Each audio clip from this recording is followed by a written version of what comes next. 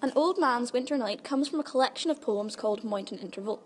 Collections contain a wider variety of poems than North of Boston, and the overall mood is less sombre. However, An Old Man's Winter Night is an exception in that it paints a moving but disquieting picture of the potential loneliness of old age. The overriding feeling in this poem is the pathetic nature of the man's isolation, as his condition seems to epitomise an extreme form of emotional poverty. His aloneness appears to stem from the fact that he appears to mean nothing to anyone. He cannot be saved by human relationships, nor by communication with the outside world, or the world of nature, nor by the sense of purpose created by work. What makes him even more vulnerable is that his memory is failing him, which could also be the onset of senility. Apart from this man needing someone in a practical way, Frost makes it very clear that no person should ever reach a point of such emotional starvation as this man has. Every human being needs love and companionship right to the end of their lives. Frost depicts the inevitability of this old man's relatively imminent death, characterising him as an entirely pathetic, lonely figure, the plethora of wintry midnight imagery. The poem takes the form of a narrative similar to Thomas's poem Man and Dog, although not a lyric narrative, unlike Man and Dog. The third-person narration serves to emphasise the old man's isolation from society. The irregular rhyme scheme reflects the conflict between man and nature as death encroaches. Even though the poem is irregular in rhyme, Frost does make use of internal rhymes such as assonance and alliteration, which may illustrate how the character feels comfortable inside, but has a fear of the natural environment, feeling almost as if it is against him. This can clearly be seen in the repeated vowel sounds in the first line, all out of doors, looked darkly in at him, through the thin frost, almost in separate stars, that gathers on the pane in empty rooms. Notice the assonance and also the alliteration here. The poem opens with an image of menace. The adverb, darkly, conveys the hostility this individual experiences. The outer world is personified as a threatening force, which is looking darkly in at him. The familiar metaphor of darkness in this context evokes the old man's fear of the outer world, and thus we are immediately aware of his detachment and solitariness. Traditionally, the season of winter is used as a symbol for old age because of its association with decay and death.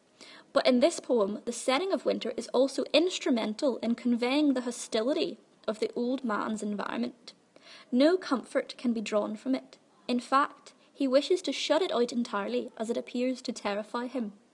Throughout the poem, we are also made aware of the lack of comfort within the house itself, through the poet's images of coldness, emptiness, and dimness of light. We are told that a thin frost appears on the window panes of cold, empty rooms, the literal coldness becoming a symbol of the old man's impoverished emotional existence.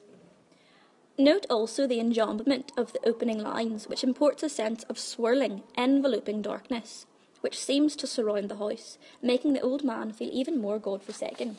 The sibilance in line 2 of this, when recounting the separate stars which look down upon the old man's farmstead, convey the soft but distant presence of the old man, disconnected already from a world that he will soon leave. The sibilance in line 3 conveys the silence of the landscape, whilst the adjective empty reinforces his isolation from others. A hopeless tone is established from the first line, as nature is portrayed as a menacing force against the old man. The old man is at odds with his surroundings, emphasising this tone of despair. The alliterative D sounds of doors looked darkly further adds to the depiction of the cold and hostile environment. The alliteration of giving back the gaze shows that the old man is at odds with his environment, that this is not a place for a vulnerable old man, and this further isolates him from others.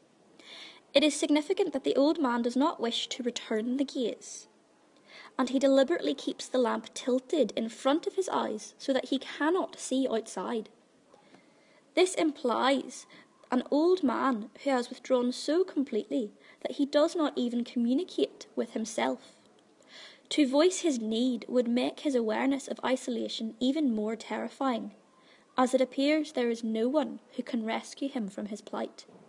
Frost juxtaposes images of light and darkness. The man's light is the only feeble illumination set against the vastness of outer darkness, again emphasising his vulnerability. In line 7, we learn that age is causing the erosion of his memory, and there follows a moving description of him as he stood with barrels round him, at a loss.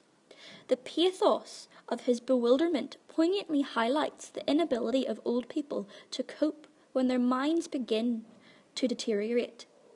Before his death, the tragic, if inevitable, decline of the man's faculties is apparent and serves to engender a pathetic reality of the fleeting nature of life through his inability to remember what brought him into the creaking room. And having scared the cellar under him in clumping there, he scared it once again in clumping off, and scared the outer night, which has its sounds familiar, like the roar of trees and crack of branches, common things, but nothing so like beating on a box. These lines remind us of the almost eerie silence which permeates his dwelling, the personification of cellar and outer night, which the old man, scared, draws attention to his isolation. The onomatopoeia in clumping, which is repeated twice, conveys the loud echo of his footsteps reverberating into the voidness of the cellar.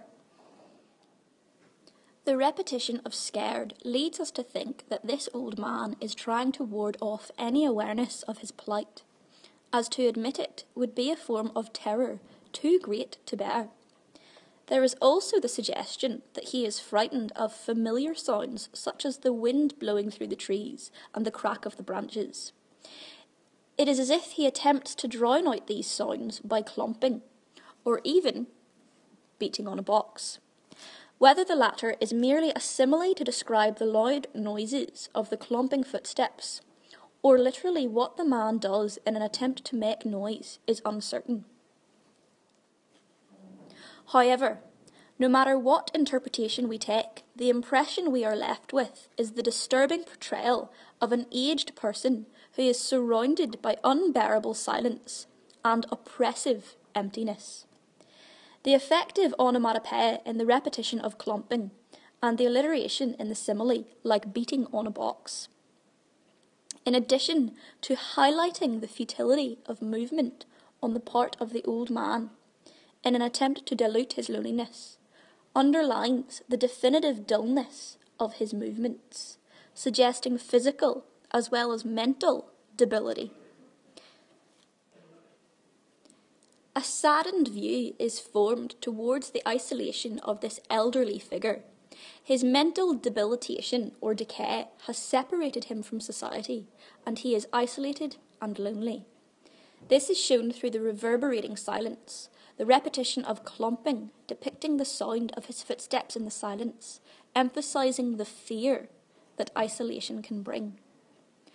Note also that the man's perception of what should be familiar sounds or common things, the roar and crack, imply a cacophony of sound, which is eerily magnified because of the absolute silence of his house. A light he was to no one but himself. This line is syntactically isolated by the end stopping before and after, thus drawing attention to its importance in summarising the central concern of the poem. At this point we fully realise that this man is truly alone. Nobody illuminates his life, nor does he illuminate the lives of others. The image of detachment is terrifyingly complete. That one could end up so intensely alone in such a peopled world is almost beyond belief, yet is often a reality. The litote, that being an ironical understatement in which an affirmative is expressed by the negative of its contrary, implies that it is not by choice that the man chooses to be isolated, but rather through his inability to communicate with others. Where now he sat concerned with he knew what, a quiet light, and then not even that.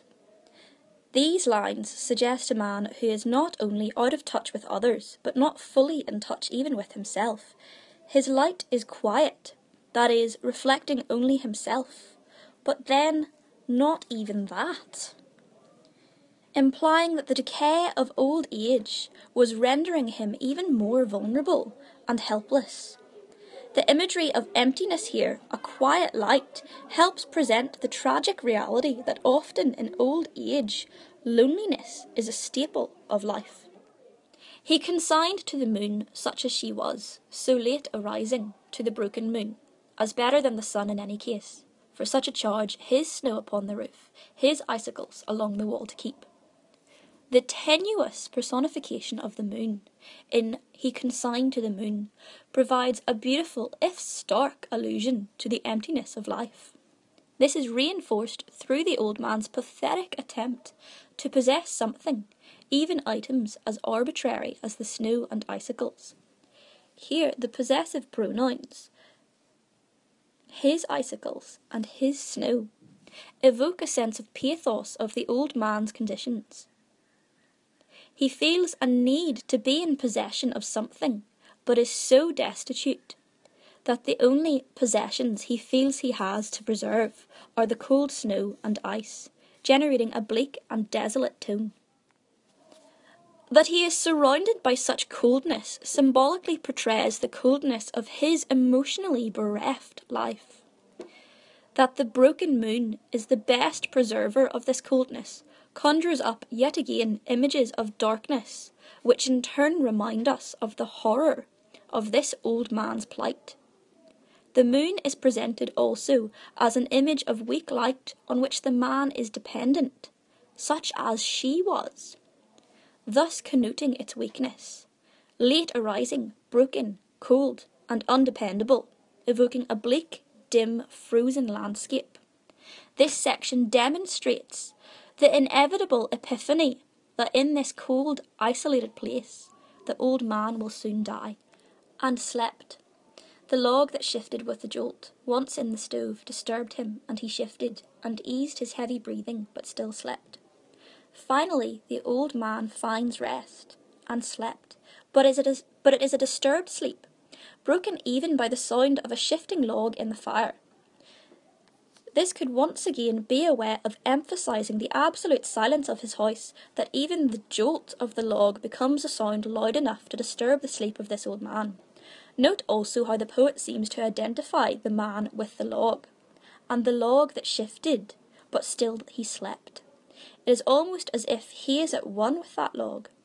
This connection with an insensate object reminds us of his lack of connection with anything human. In his connection with no one, no purpose, his lack of connection, even with himself, he appears almost less than human. Frost believes that all human beings need love, and in being cut off from this life-giving emotion, it is as if the old man is dehumanized. The poem closes with this image of the sleeping man, but Frost, in cinematic fashion, moves from the close-up of the much wider angle of focusing on the house covered with snow and icicles, giving a wider vision of a farm, and finally of the countryside. One aged man, one man can't keep a house, a farm, a countryside, or if he can, it's thus he does it of a winter night. It is as if the camera has withdrawn us from the house where the old man remains alone, appearing even more so in the context of this wider vision of the countryside. In such a context, we end on a portrayal of extreme vulnerability and insignificance. We are yet again reminded of the perceived hostility of the outer night, as if there is also an inner night, with its sound like roar, crack, and beating. It is as if the darkness outside is palpable and sinister. Thus, the malevolent aspect of nature that Frost sometimes sees is portrayed here. The connotations of keep a house are twofold and summarise the essential nature of this man's condition. He is unable to keep house, that is, to have a home. Rather, the house is like a keep. His only defence against the hostile forces, but not a real home. The repetition of man, teamed with the use of parenthesis in one man, emphasises a tonal shift. In this section, Frost's tone seems to change from a pity-evoking recollection of the old man's loneliness to a didactic rebuke of his situation. However, this does not provide any respite for the old man and his winter night. His tone does serve to highlight the unfortunate reality of decline in old age, therefore leading to what should be less responsibility. Note that Frost clearly shows that nature can offer no consolation to a man who is surrounded by the dark forces of loneliness and bereftness. The dying firelight, the dim lamplight, are all that keep him from being swallowed by these forces. This could be read as not a poem about old age, but as a distressing exploration of the condition of loneliness.